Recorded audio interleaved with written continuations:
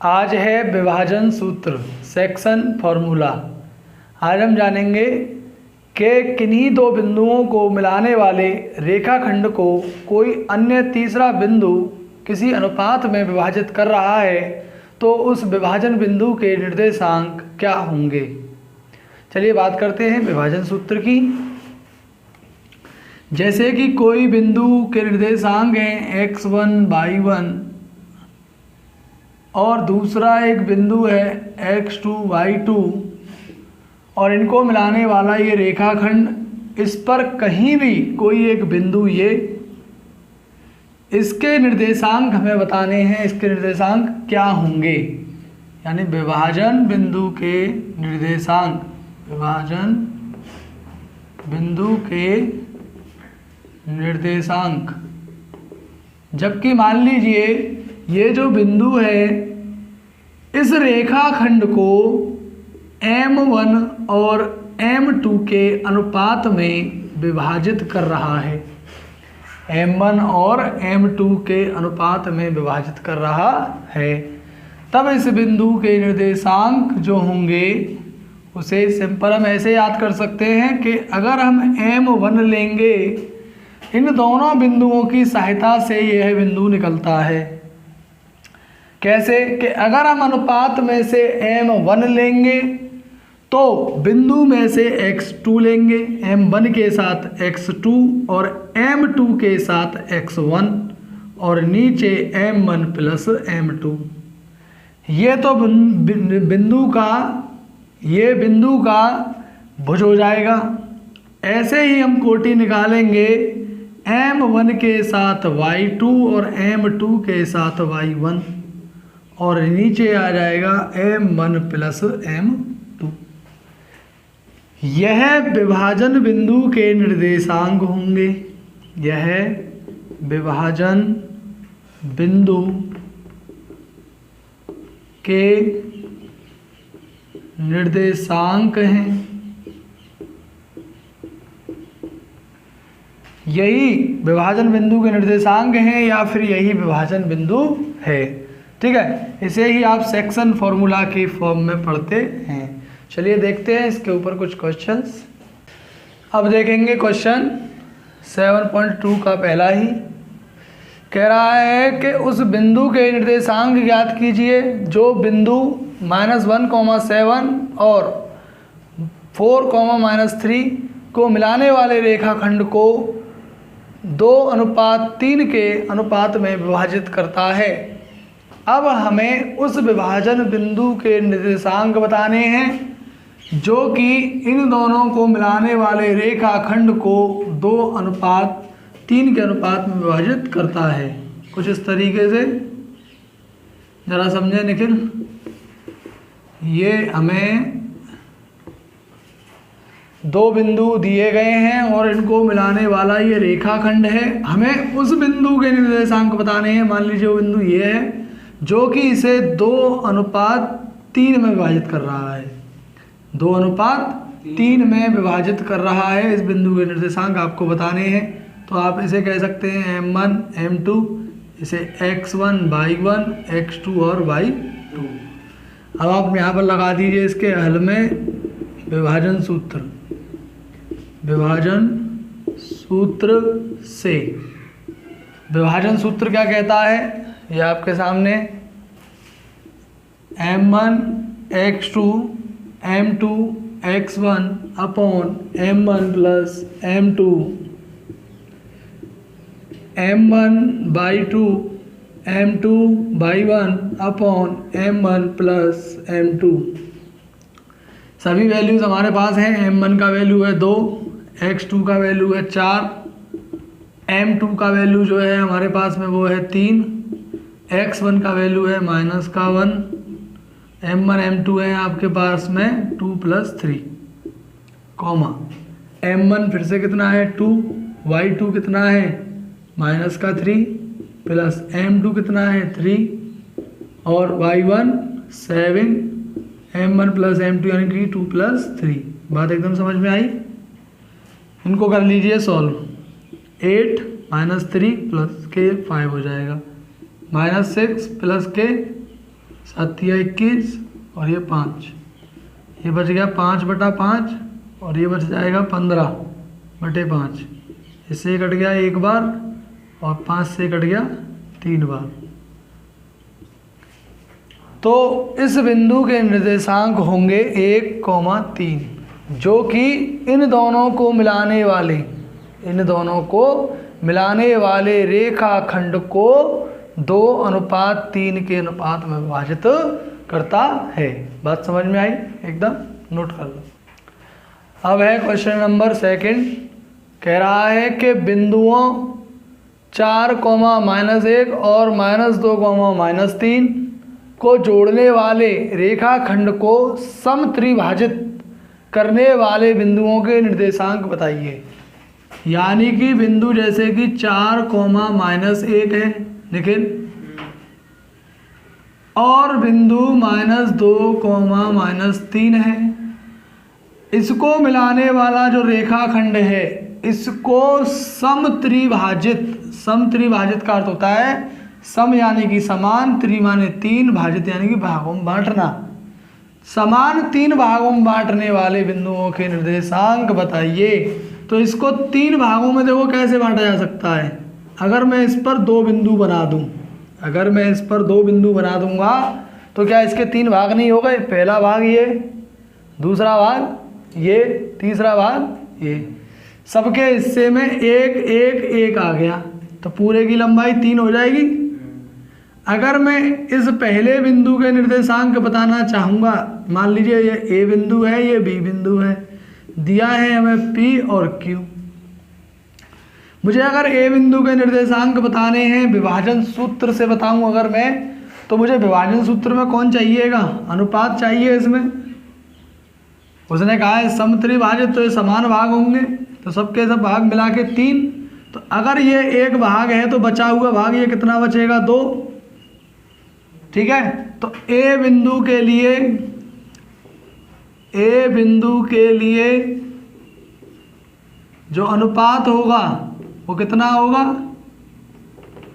1:2 होगा। अनुपात कितना होगा? 1:2। भाई इसके हिस्से में कितने आ रहे हैं? 2 हिस्से आ रहे हैं और इसकी तरफ एक ही हिस्सा आ रहा है, तो अनुपात कितना हो गया? 1:2 हो गया। बात सही है ना? तो अब इन दोनों बिंदुओं से आप बताना चाहते हैं तो ए के निर्देशांक क्या होंगे? ए के निर्देशांक सीधा सीधा विभाजन सूत्र लगाइए। क्या होता है विभाजन सूत्र? m1 के साथ x2 और m2 के साथ x1, नीचे m1 प्लस m2, m1 के साथ y2 और m2 के साथ y1। बात समझ में आ रही है? अब इन वैल्यूज़ को रखते जाइए, इसे x1, y1 और इसे x2 और y2। यानी हमें इन दोनों बिंदुओं के निर्देशांक बताने, क्योंकि यही तो समत्रिभाजित कर रहे हैं दोनों के दोनों मिलके। दोनों के बताने हैं तो पहले ए के बता रहा हूँ, फिर बी के बता दूंगा। ठीक है, m1 का वैल्यू कितना है? m1 का वैल्यू है, इसे m1 और इसे m2 मान लो। m1 का वैल्यू है 1, x2 का वैल्यू कितना है? -2, m2 कितना है? 2 और x1 कितना है? x1 4, 1 + 2, m1 + m2, m1 + m2 1 + 2। m1 कितना है? फिर से 1, y2 कितना है? -3, m2 कितना है? 2, y1 कितना है? -1, नीचे m1 + m2, दोनों को प्लस कर दिया। ये -2 प्लस के 8, नीचे 3, -3 -2 नीचे 3, ये हो जाएगा कितना? 6/3 और ये हो जाएगा -5/3। ये इससे कट जाएगा, कट जाने पर ये हो जाएगा 2 और ये हो जाएगा इतना 5/3 माइनस का। तो एक बिंदु के निर्देशांक तो ये हो गए, एक बिंदु के निर्देशांक ये हो गए। बात समझ में आ रही नहीं आ रही है? भाई वो ये कह रहा है कि इन दोनों बिंदुओं को मिलाने वाले P और Q को मिलाने वाला जो रेखाखंड है इसको समत्रिभाजित करने वाले बिंदुओं के निर्देशांक बताइए। तो समत्रिभाजित का मतलब समान 3 भागों में बांटने वाले। तो समान 3 भागों में 2 ही बिंदु तो बांट सकते हैं। हाँ सही है ना? अकेला थोड़ी ना बांट सकता, अकेला तो उसके 2 हिस्से कर सकता है, लेकिन 2 बिंदु उसको 3 भागों में बांटेंगे। तो उसमें हमने ए बिंदु के निर्देशांक ये बता दिए। अब बताने हैं किसके निर्देशांक? बी के। अगर मैं बी के निर्देशांक बताना चाहूँगा तो अब ए के हिस्से में कितने टुकड़े आ जाएंगे, 2, और बी के में आ जाएगा 1। तो अनुपात क्या मिल जाएगा हमें, 2:1 का अनुपात मिल जाएगा। अब देखें बी के निर्देशांक कैसे, के बी बिंदु के लिए अनुपात, अब अनुपात कितना हो जाएगा, क्योंकि अब ए के हिस्से में 2 टुकड़े आ रहे हैं और इसके हिस्से में 1 ही आ रहा है, तो अनुपात हो जाएगा 2:1। बात सही है ना, 2:1 हो जाएगा। तब बी के निर्देशांक क्या होंगे, बी के निर्देशांक, तो इसके निर्देशांक होंगे, विभाजन सूत्र लगा देंगे, m1 x2 m2 x1 नीचे m1 plus m2 comma m1/2 m2/1 और नीचे m1 प्लस m2। m1 का वैल्यू अब कितना हो जाएगा, m1 m2 m1 कितना है 2, x2 कितना है, x2 है -2 प्लस m2 है 1 और x1 कितना है 4, m1 प्लस m2 यानी कि 2 + 1 कॉमा, अब इसमें वैल्यू रखेंगे, m1 कितना है 2/2 कितना है निकल -3 और m2 कितना है 1/1 कितना है -1 अपॉन में m1 प्लस m2 दोनों को कर लो सॉल्व, -4 + 4 अपॉन 3 -6 -1 अपॉन 3, ये हो जाएगा 4 में से 4 गया 0/3, ये हो जाएगा -7/3, तो ये 0, -7/3। अब है क्वेश्चन नंबर 4, ध्यान से देख रहे जरा सभी लोग। कह रहा है कि बिंदुओं -3, 10 और 6, -8 को जोड़ने वाले रेखाखंड को बिंदु -1, 6 किस अनुपात में विभाजित करता है। देखिए जरा कॉन्सेप्ट समझ लीजिए इसका क्या है। ये 2 बिंदु हैं -3, 10 और 6, -8 को, इनके बीच में कोई एक बिंदु है और वो बिंदु है -1, 6। तो देखा जाए तो ये विभाजन बिंदु है। कौन सा बिंदु है ये भाई, यही तो निकालते थे अभी तक हम, विभाजन बिंदु किससे, के अनुपात दिया होता था, अनुपात दिया होता था तब जा करके ये निकलता था। बस सही है ना, अनुपात m1 m2 और x1/1 x2/2 ये होते थे हमारे पास, ध्यान दें जरा, ठीक है। तो इसका हम पॉइंट्स बताते थे, अब उसने उल्टा कर दिया, पॉइंट्स दे दिए, अनुपात पूछ रहा है। तो देखिए अनुपात जो होता है वो फिक्स नंबर ही तो होता है, कोई ना कोई, जैसे कि 5:3 है तो एक नंबर ही तो होगा, ये भाग दे करके निकालेंगे तो कुछ तो नंबर आएगा, मान लीजिए क्या आएगा के। तो मैं कह देता हूँ सचिन के माना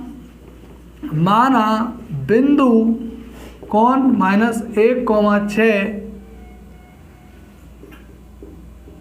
दोनों बिंदुओं को मिलाने वाले रेखाखंड को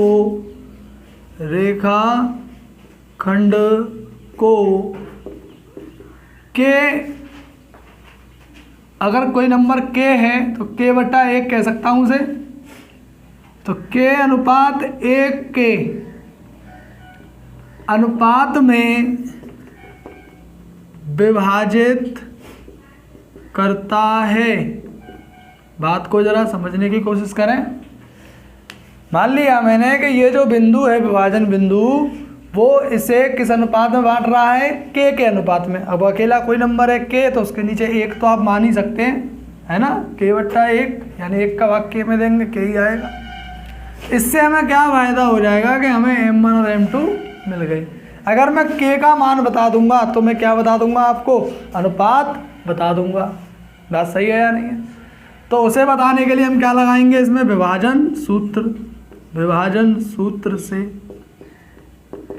तो विभाजन सूत्र से ज़रा देखेंगे क्या। विभाजन सूत्र होता है m1 x2 m2 x1 और नीचे m1 plus m2 m1/2 m2/1 और नीचे m1 प्लस m2। इससे जो आएगा, इस फॉर्मूले से जो आता है विभाजन बिंदु ही तो आता है। बिंदु के जो निर्देशांक हैं ये भुज और कोटि, तो यही तो आएगा इससे, ये बिंदु।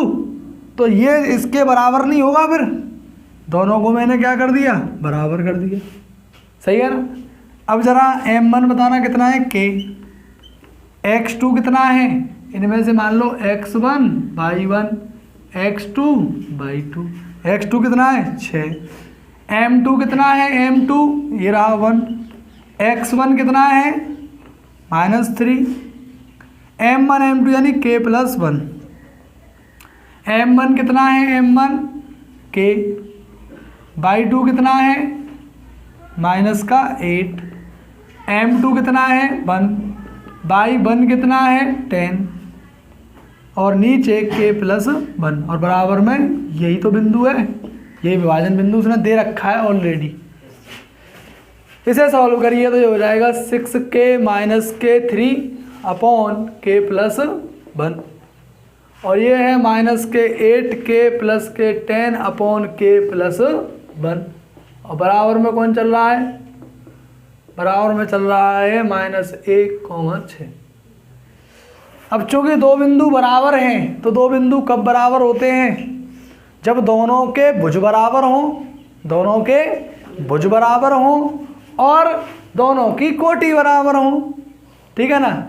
यहाँ दोनों बिंदु बराबर हैं, दोनों बिंदु, यहाँ दोनों बिंदु क्या हैं, बराबर बराबर हैं। अतः इसका भुज और इसका भुज बराबर होगा, बराबर कर लिया। यहाँ से k का मान आसानी से आ सकता है, ये इधर जाएगा तो -k + 1 और माइनस को अंदर करूंगा मैं तो ये प्लस का k है माइनस का हो जाएगा, ये प्लस का है ये भी माइनस का हो जाएगा। सही बात है क्या, ये हो जाएगा भैया। अब इसको -k को इधर ले आओ तो काय का हो जाएगा, ये प्लस का हो जाएगा। अब 3 को उधर ले जाओ, इधर ये -k उधर जाके प्लस की हो जाएगी, -1 उधर ऑलरेडी है तो वो माइनस की रहेंगी। ये 7k हो गया, ये बच गया 2, तो k बराबर हो गया 2/7, 2/7।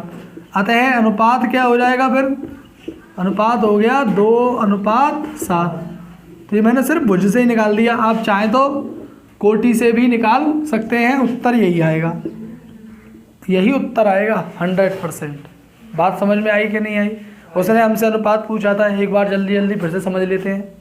उसने कहा था कि बिंदु -3,10 और 6,8 को मिलाने वाले रेखाखंड को, रेखाखंड पर एक बिंदु है या फिर रेखाखंड को -1,6 किस अनुपात में विभाजित करेगा, किस अनुपात में, यानी कि ये विभाजन बिंदु पहले से दे रखा है, अनुपात पूछा है तो अनुपात मैंने मान लिया k, और k के नीचे 1 हम मान ही सकते हैं क्योंकि कोई नंबर सिंगल है उसके नीचे 1 तो आप लिख ही सकते हो।